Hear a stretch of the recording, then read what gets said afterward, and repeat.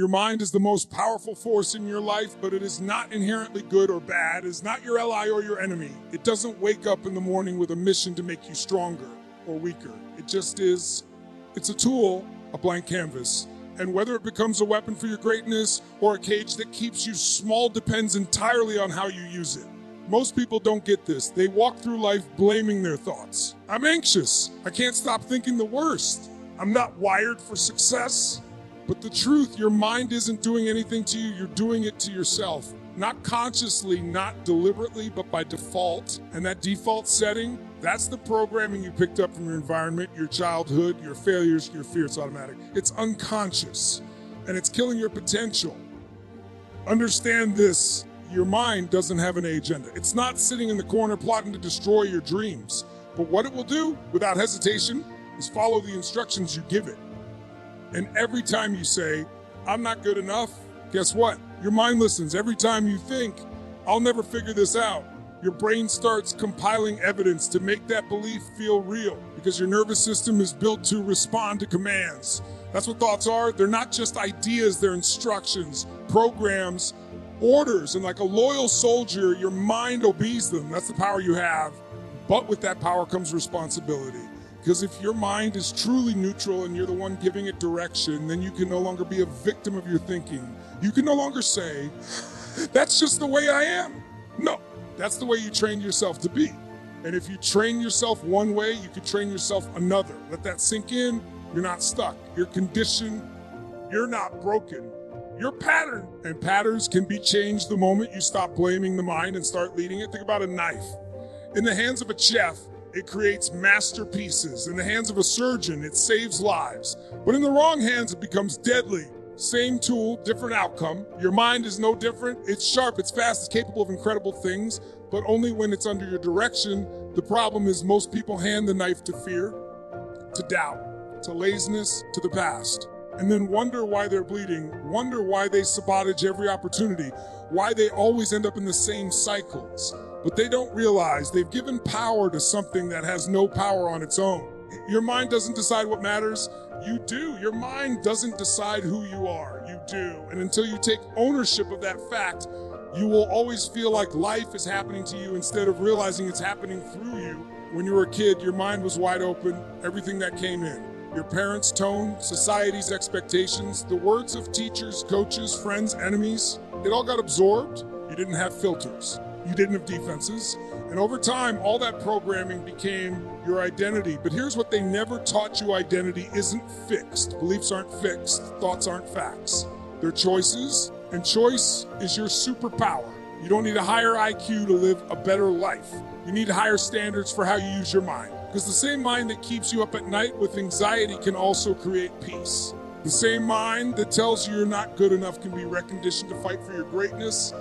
But you've got to direct it, you've got to interrupt the patterns that are running you, and install new ones that serve you.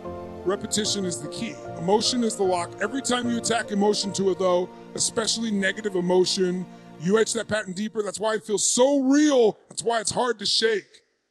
But guess what?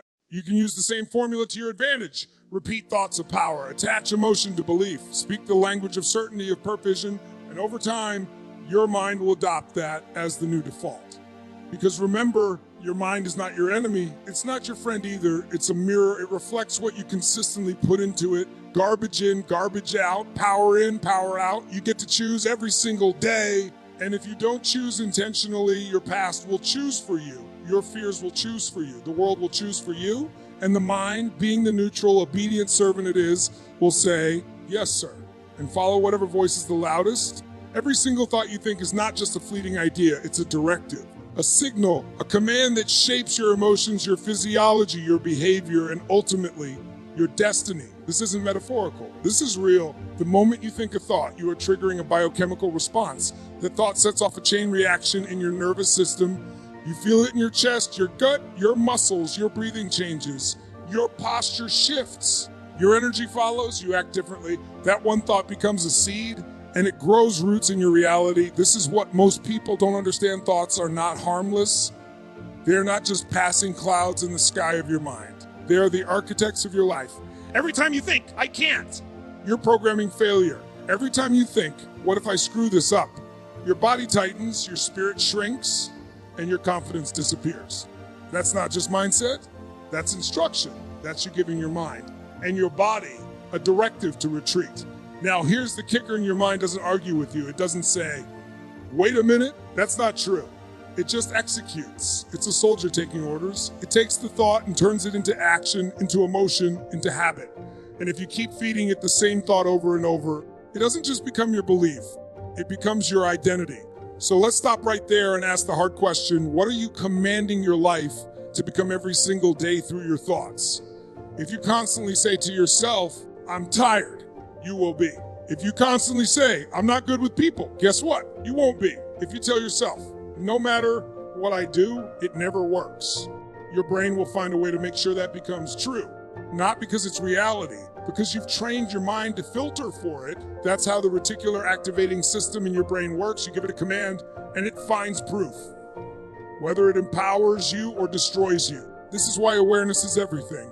You have to become ruthlessly aware of the commands you're giving yourself on a daily basis, because it's not the big dramatic thoughts that shape your future. It's the silent, invisible whispers that repeat in the background, the ones you don't even notice anymore, the ones you've rehearsed 1,000 times until they feel like truth. I'm not enough. I'm too late. I always mess things up. I'm not meant for this. I've tried before and failed. Those are not reflections. They are not observations. They are commands. And every time you say them, even internally, your mind says, okay, let's reinforce that. Let's behave accordingly. Let's find more reasons why that's true.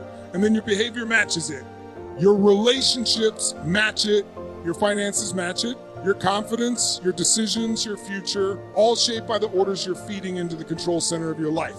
But flip the script intentionally and the game changes. I'm made for more. That's a command. Figure things out. That's a command. I take action even when I don't feel ready. That's a command. Say it enough with emotion, with intensity, with conviction, and your brain listens.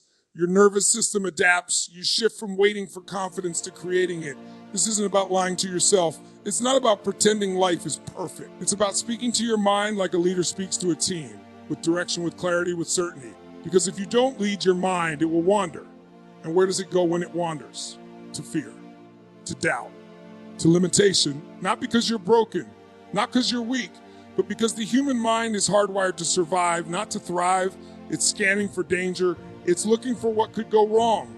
That's its default setting, so you've got to override that. Not once, not occasionally, every single day. You train your body in the gym, you build habits in your business. But how often do you train your thoughts?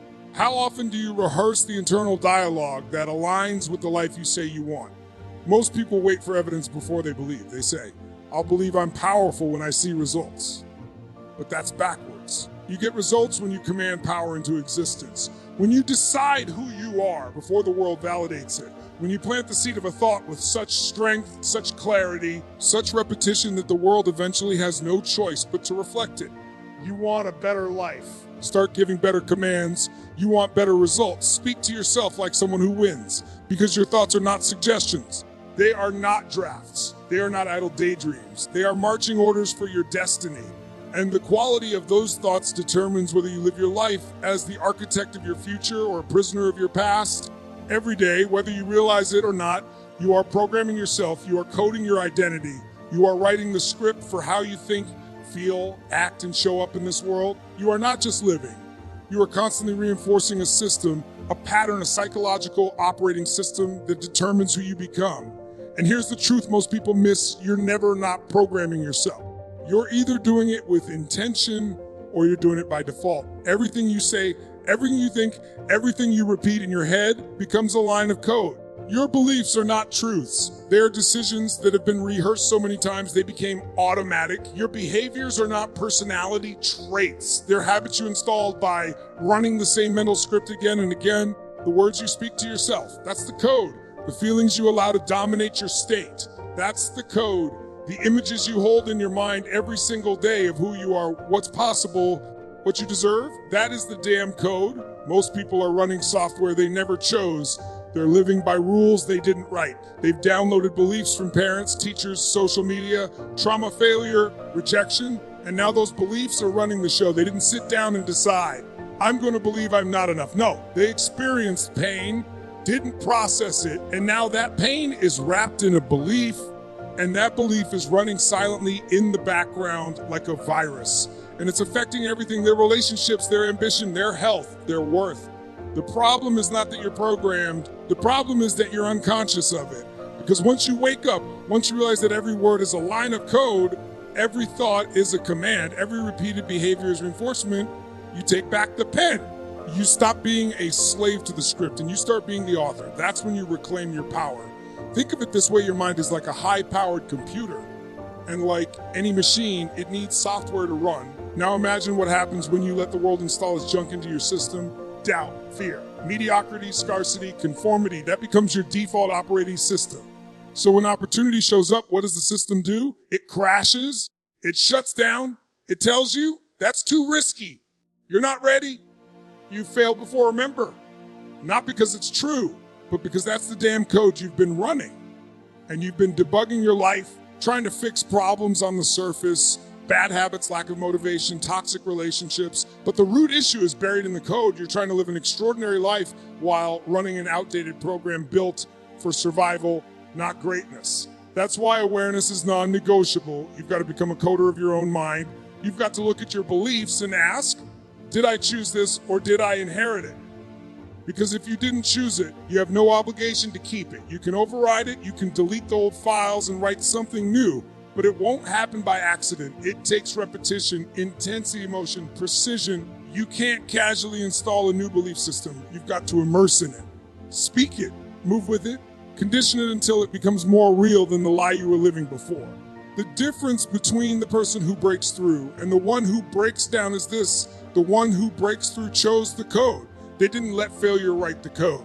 They didn't let heartbreak or criticism or silence or rejection write the code. Control, they said, I am one who decides what I believe. I am the one who builds this identity. And then they started writing a new program, line by line, thought by habit. That's the work. That's the truth. That's the edge. It's not about willpower. It's about reprogramming.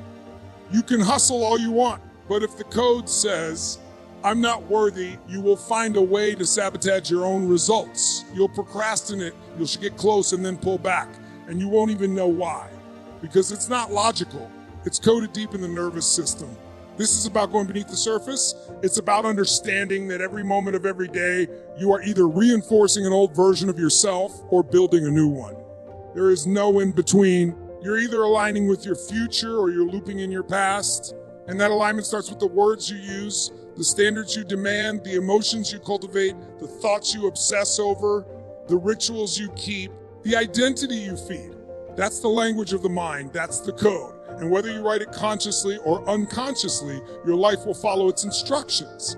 Pain is not your enemy. It's your signal. It's your wake-up call. It's the alarm system of your life telling you that something needs to change. And most people, they run from it, they numb it, they avoid it, they bury it beneath distractions, addictions, or fake positivity, hoping if they ignore it long enough, it'll just go away. But it festers, it grows roots, it shows up in your body, in your relationships, in your choices, in the things you don't say, and the chances you don't take. Because pain doesn't vanish, it transforms. And the longer you run from it, the more control it has over you. The truth is, pain is one of the most powerful forces for transformation you'll ever experience. If you use it, if you lean and listen to it. Because inside every painful moment is a message, a mirror, a doorway. Pain doesn't show up to punish you, it shows up to wake you the hell up. It shows up to say, this isn't working. This isn't who you are.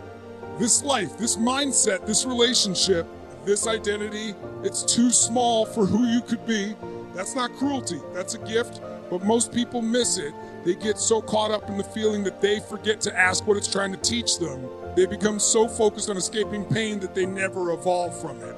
But the truth is, pain has a purpose. You've just been taught to fear it instead of use it. And when you fear pain, it owns you. When you avoid pain, it dictates your decisions. It becomes your ceiling. And the worst part, you start shrinking your life to avoid it. You stop taking risks. You stop speaking up. You stop dreaming bigger. All because you don't want to feel that sting again. But here's the raw, real truth. Every breakthrough begins with pain. Every transformation starts with discomfort. No one ever changed their life from the comfort of the familiar. No one ever rewrote their story by staying numb. You have to feel it. You have to face it, because what you don't feel, you can't heal. And what you suppress, you silently obey. Your pain is not random. It's the universe, life, your deeper self, whatever you want to call it, trying to pull you into something more. It's asking you to look at what you've been avoiding, to stop pretending, to confront the truth. And that truth might be ugly, it might hurt, but it will also set you free. Because once you face it, it loses its power. Once you process it, it becomes fuel. And that fuel, that's where your strength lives. That's where your purpose starts. That's where your voice becomes louder than your excuses. You don't grow from what feels good. You grow from what challenges you. You grow from heartbreak, betrayal, loss, failure, not because they're easy, but because they shake you to your core and force you to decide. You can stay broken or you can build. You can stay bitter or you can become better. You can keep telling the story of your pain, or you can write the story of your power. That choice, that's where the transformation begins. Some of the most powerful people you admire didn't get there in spite of pain. They got there because of it. They used it. They didn't let it define them, but they let it shape them, mold them, push them. Pain created urgency, it created hunger, it created a level of clarity and determination that comfort could never give. They looked pain in the eye and said, I will not waste this. I will not let this break me. I will turn this into something. And they did. That's not luck. That's strategy. That's intention. That's power. If you want to change your life, start with your pain. Don't hide from it. Interrogate it. Ask it, what are you here to show me? What part of me did I abandon to avoid feeling this? What do I need to reclaim? That's how you take control. That's how you stop being a victim of your past and start becoming the architect of your future. Pain can make you reactive, or it can make you relentless. It can make you shut down, or it can make you level up. But only if you stop numbing and start noticing. You don't need to be fearless, you need to be honest. You need to tell the truth about what hurts, because the pain you hide will run your life. It'll sabotage your goals. It'll poison your relationships. It'll show up in ways that look like procrastination, indecision, anger, withdrawal. But it's not any of those things. It's unprocessed emotion. It's a trigger you buried instead of using. And when you finally face it, you begin to reclaim all the energy you lost trying to suppress it. The most unstoppable people on this planet are not the ones who avoided pain. They're the ones who harnessed it, who looked at it and said, this will not be the end of me. This will be the beginning of something greater. They didn't wait for perfect conditions. They didn't wait for someone to rescue them. They let the pain push them to evolve, to rise, to fight for more. They didn't run, they rose. Focus is not a luxury. It's not something you do when you feel like it. Focus is a weapon. It is the blade you use to carve your path through the chaos of the world. And in today's world, chaos is everywhere. There is noise coming at you from every direction, notifications, opinions, distractions, doubts, temptations, fear. Everything around you is fighting for your attention. And if you don't learn to wield your focus like a weapon, the world will slice your potential into pieces. You have to understand something energy flows where focus goes. Whatever you lock your mind onto, you feed. Whatever you feed grows. You focus on fear, it expands. You focus on failure, it becomes your identity. You focus on lack, you start seeing it everywhere. Not because it's all that exists, but because you've tuned your brain to filter reality through a lens of limitation. And most people don't even know they're doing it. They're not focused. They're scattered. They start one thing, get distracted, start another, give up. Scroll through 100 dopamine hits and wonder why they feel empty and restless. It's because they've never learned to sharpen the blade. Focus is not something you're born with. It's something you train. Just like a muscle, just like discipline, just like confidence, it has to be conditioned. You don't get focus from wanting it. You get focus from demanding it, from protecting it, from realizing it is the most valuable asset you have.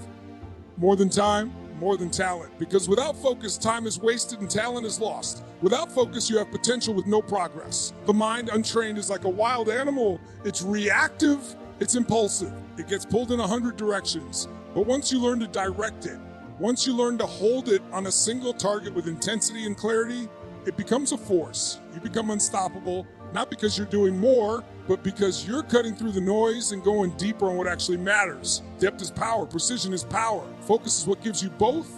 We live in a world addicted to distraction. Most people are addicted to motion, not progress. Boozy, but not effective, can leave stimulated, yet chronically unfulfilled. Why? Because they're caught in the loop. The loop of chasing everything and finishing nothing. The loop of responding instead of creating.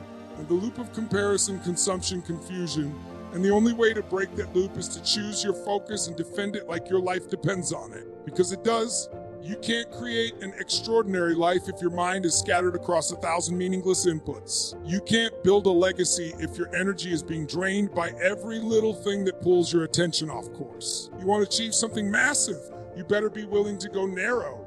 You better be willing to say no to distractions, to noise, to anything that doesn't serve the mission. That's what focus is. It's a decision to cut, to eliminate, to simplify, to channel your power instead of leaking it. You can't be focused without clarity. You have to know what matters to you. You have to know your outcome. Because without a target, there is no focus. There is just movement. And movement without direction is chaos. You want power. You want to break through. You want to create impact. Then you need to get crystal clear on what matters most and then obsess over it. Not once, not for an hour, every day, repeatedly, relentlessly. Because the world is designed to pull you away from your mission. And if you're not on offense, you're being controlled. Focus is not quiet. Focus is not soft. Focus is not passive. It is fierce. It is aggressive. It's the ability to say, this is what I'm doing, and everything else can wait. It's the inner warrior that says, I'm not available for distraction today. I'm not available for drama. I'm not available for the opinions of people who are not building what I'm building. That's focus. Not sitting in silence with your eyes closed. It's a fire, a command. A choice to keep your eyes locked on your future while the world tries to sell you comfort and chaos. And when you sharpen your focus, everything changes. You start finishing what you start. You stop giving your power away to things that don't move you forward, and you stop chasing approval, and you start building results. You stop reacting and start creating. That's the edge. That's what separates the average from the exceptional. It's not talent. It's not timing. It's the ability to lock in, zone out everything else, and push forward with absolute clarity. No matter what noise is around you, you don't rise by doing everything. You rise by doing what matters with precision, with intensity, with unwavering focus. You want more from life. Then sharpen the blade. Hold it steady and cut through the noise. Emotion is not weakness. Emotion is not random. Emotion is not something that just happens to you. Emotion is energy, pure, raw, electric energy. And if you learn how to master it, direct it, train it, then you control your state. You control your power. You control how you show up, how you perform, how you live. But if you don't, if you let emotion wild, then it owns you. It pushes you. It controls your story. It hijacks your decisions. It becomes the invisible force behind every move you make. And most people don't even realize it. You've been told to manage your emotions like they're problems. You've been told to suppress them, to hide them, to tone them down. But here's the truth. They're not problems. They're fuel. But fuel can burn you if you don't know how to use it.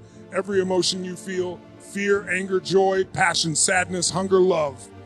It's energy moving through your body. And the question isn't, do you ride that energy or does it ride you? Your emotional state determines your decisions. Your decisions shape your destiny. So if you're not intentionally training your emotional state every single day, then you're gambling with your life. You're waking up hoping you'll feel good, hoping motivation shows up, hoping the world plays nice. That's weak. That's reactive. And that's how people stay stuck in the same cycles year after year, trapped by the emotional patterns they never took control of. You can't build greatness from a weak state. You can't lead a powerful life from an emotional low. You have to condition strength. You have to train emotional resilience like you train your body. You don't get strong from lifting a dumbbell once. You get strong by repeatedly pushing yourself through resistance. Same with emotion. You don't become emotionally strong by avoiding pain or chasing happiness. You become strong by learning to generate the state you need it when you need it, no matter the circumstance. That means when fear shows up, you know how to flip it into focus. When doubt creeps in, you know how to shift into certainty. When life hits you, you don't collapse. You rise because you trained that emotional muscle. You've built the habit of strength. You've rewired your nervous system to respond with power instead of panic. That's not magic. That's repetition. That's decision. That's conditioning. Most people let their emotional state be a reflection of their environment. If the day goes well, they feel great. If someone compliments them, they feel worthy. If they win, they feel confident. But what happens when things go wrong? When people criticize, when life gets hard, their state collapses. Why? Because their emotions are reactive, not trained. You've got to flip that. You have to be the thermostat, not thermometer. Don't reflect the environment. Set the tone. Don't wait to feel confident. create it. Don't wait for joy, command it. Don't wait for passion, ignite it. Your physiology is the fast way to train emotion. Motion creates emotion. The way you breathe, the way you move, the way you carry yourself, it's all sending signals to your brain, slush shoulders, shallow breathing, looking down, that tells your nervous system you're defeated. Strong posture, deep breath, sharp movement, that tells your system you're ready to dominate. And you can train that every single day. You can wire your body to trigger a powerful state instantly. That's what top athletes do. That's what elite performers do. That's what leaders do. They don't wait for a good mood. They step into the right state. Language is another weapon. The words you use to describe how you feel don't just label your emotions.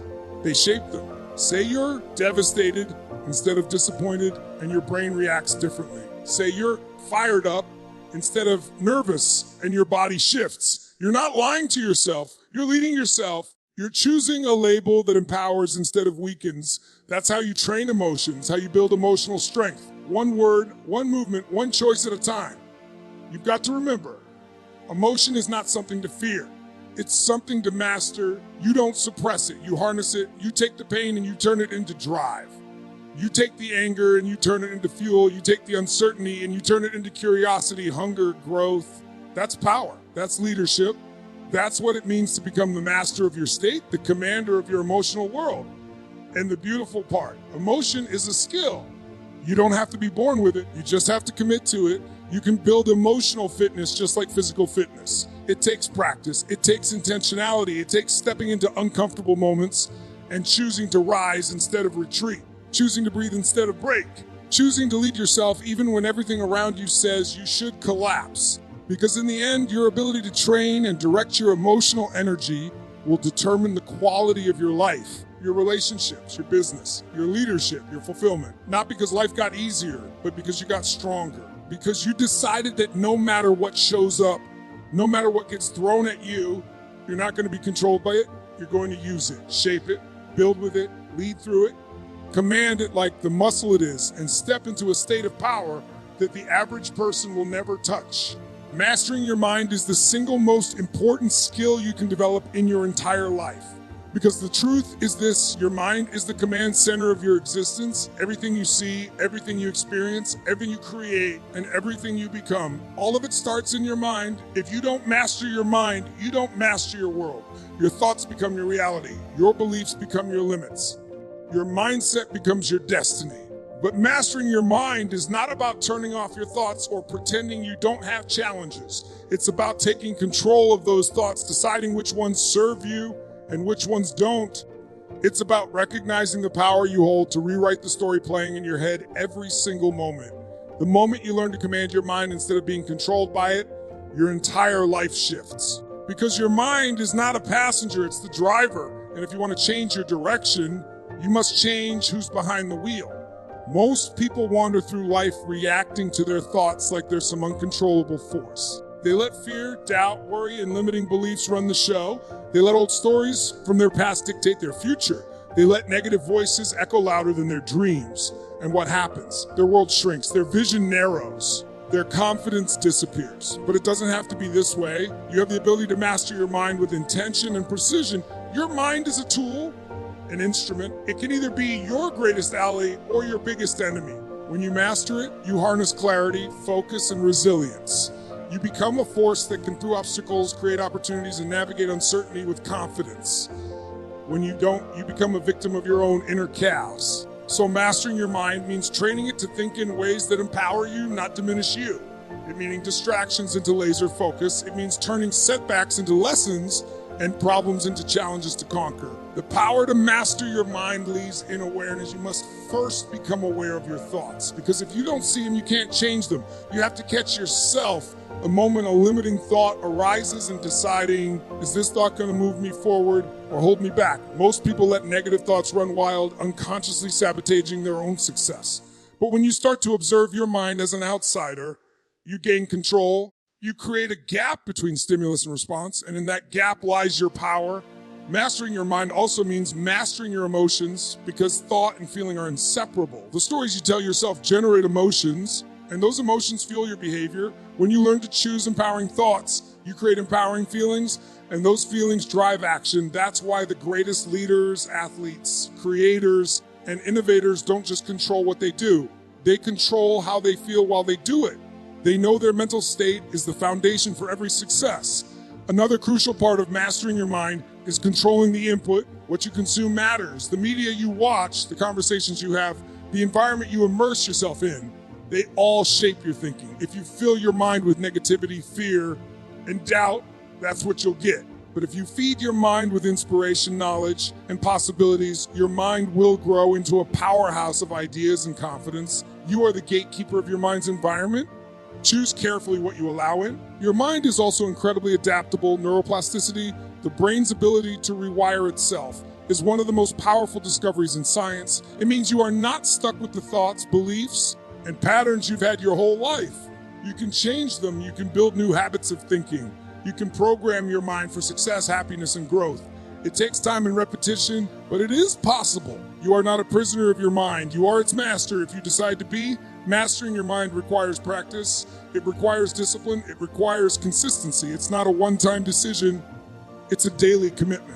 Every morning when you wake up, you have a choice. Let your mind wander into chaos or command it with clarity. Every time a challenge appears, you can choose to let your mind spiral into worry, or you can choose to focus on solutions.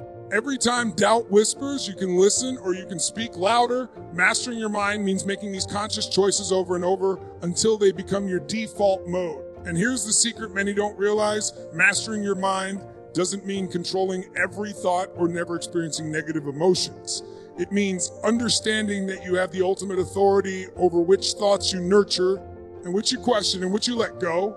It means building mental resilience so when the storms of life come, your mind remains steady, clear, and focused on your goals. It means transforming your mind from a battle conflict into a sanctuary of strength.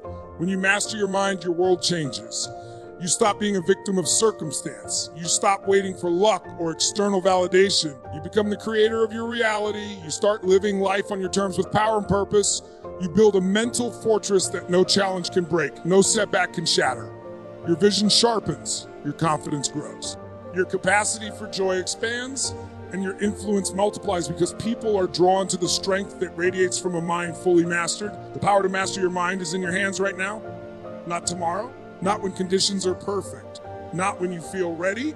Now it's your decision to commit to that mastery, to step into the role of leader of your inner world. When you do, you don't just change your mind, you change your entire world. To bring it all together, mastering your mind is the foundation for mastering your life. Every thought you choose, every emotion you train, every focus you sharpen shapes the reality you create. Your mind is the ultimate weapon, and when you take control of it, there's nothing you cannot achieve. It's not about perfection, but about progress. It's not about avoiding challenges, but about facing them with unwavering clarity and strength. The power is in your hands right now to rise above the noise, to harness your energy, and to build a life of purpose and impact. So take that power, own it fully, and let it drive you forward every single day. Thank you for being here, for investing in yourself, and for committing to the journey of mastering your mind and mastering your world. Your potential is limitless. Go claim it.